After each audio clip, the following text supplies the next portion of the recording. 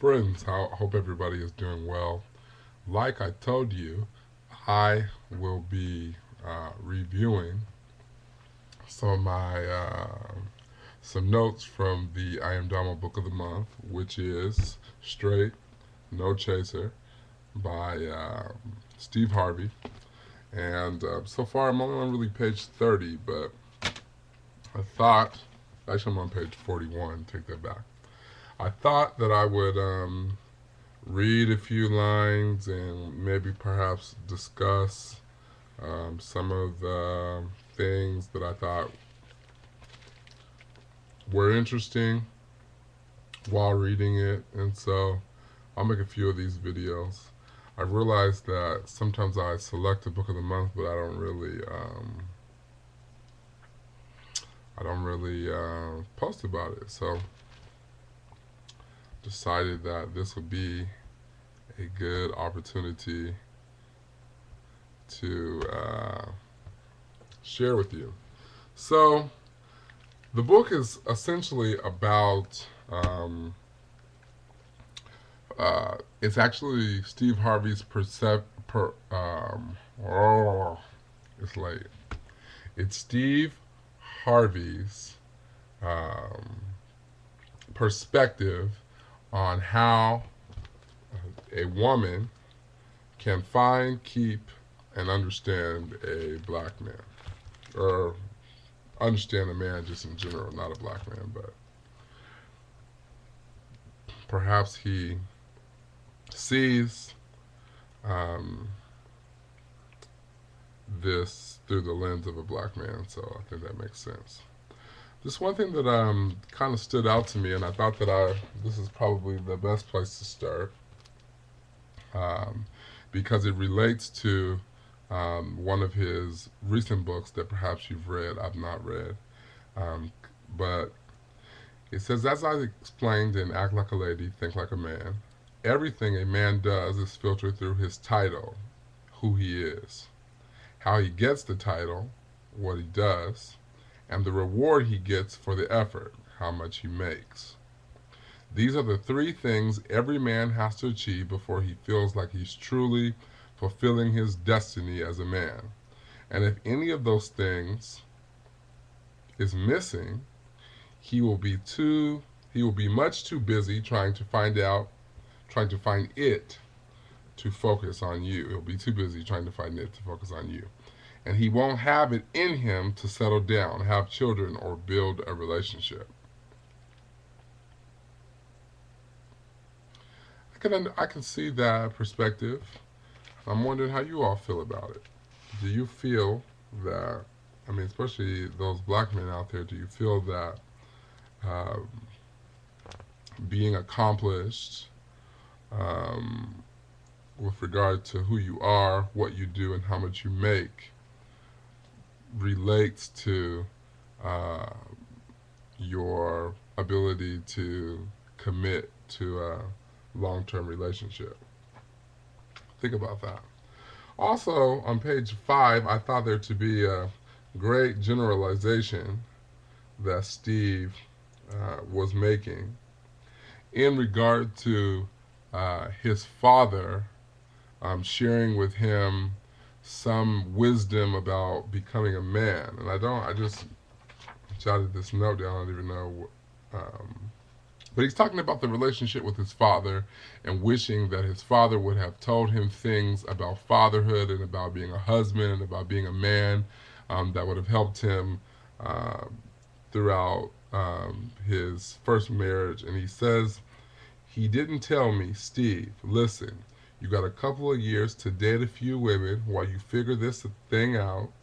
And once you decide who you are, what you want to do, and how you want to make your money, go get a partner who can help you accomplish these things. That would have been a great lesson for my father to teach me. But this isn't the way of men. Yeah, I thought that was a huge generalization because I don't know if it's fair to say that because his father didn't give him the keys to the game, you know, that all men are not uh, making their sons aware of, some of the realities of being a man. And so I didn't know how I felt about that. But there's also this interesting storytelling that Steve Harvey is doing about how he raises his children. And I thought that I would just read this because I found it just to be interesting. And he just talks about work ethic. Work ethic. It's kind of a continuation of the conversation about what he wished that his father would have told him. And it says, "For sure, I've been teaching my own sons, Winton, Jason, and Steve. At the training And that training starts the moment I open my eyes in the morning. Every day, I have my sons wake up the same time as me, no matter what ungodly hour of the morning it is. If I'm hitting the treadmill and weightlifting at 4:30 a.m., so are they. If I'm going into the office at 5:30 a.m. and I'm working by 6 a.m., they're dressed and on their way somewhere too. If they've got school or their study workload is a little heavy, they will have to wake up and, before they get themselves ready, text me their plans for the day, what they're working on, and what the chore they'll be completing before they sit down for breakfast. This is the typical morning text from my sons and what they look like." And I want to read this because I thought it was like really interesting. And I don't know if this is every day or I don't know. But this is what Steve Harvey says that a typical text message from one of his sons looks like. And this was May 22nd, 2010, I'd assume, at 7:06 a.m. from his son Jason. "Soon, I will be an official Steve Harvey Academy graduate.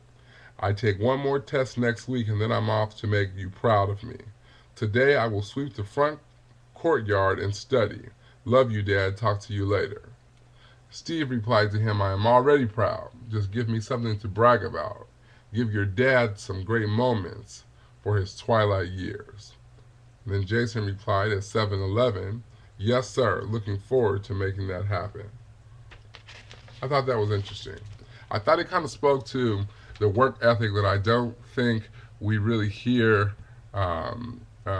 promoted when we're talking about fatherhood and African Americans, because I know that, growing up with my grandparents, they will wake you up early in the morning on Saturday to do some type of yard work or some kind of thing, and you couldn't go to bed until chores were completed. And I just don't think that young folks really are really taught to build work ethic these days. But I won't go there, not right now at least. Then there's this other piece that I thought was interesting, and this kind of goes back to the relationship between man and woman, and I thought that I would read it because I thought it was very, very true. "Women don't want to hear excuses for why you didn't follow through on a promise you made, especially when it concerns the well-being of their children. But the man who says he's going to protect his lady needs to be ready to do whatever it takes to make her safe. A man who promises to provide for his lady works hard every day to make a decent enough wage so that she and the family they have made together can have what they need, and maybe even a little bit of what they want. A man who promises to love his lady doesn't step out on her or hit her or wear her out emotionally and mentally. Instead, he loves her the way a woman wants to be loved, by being faithful and respectful and attending to her needs." I thought that was pretty thoughtful. So far, what I've noted about the book is that there's not really any sort of aha moments, but there's a lot of truth and a lot of, just jewels of wisdom. Um, but there's some more lines. I'm going to read a couple more lines and then I'm going to let you go. I'm reviewing just 0 to 41, so I got like 2 minutes. And this other part says, I like this. Where does it start? "Or maybe practically every man around him, la la la la la la la la. We," and this is where Steve is talking about how a man in his 20s thinks about dating and relationships. We simply don't preach to our sons the virtues of fatherhood and family. Don't tell them that there is a cutoff date for their foolishness that creating a lasting relationship with one woman is necessary to complete him as a man. He is being driven solely by his financial clock at the time at the time to which the woman's biological clock is most likely driving her.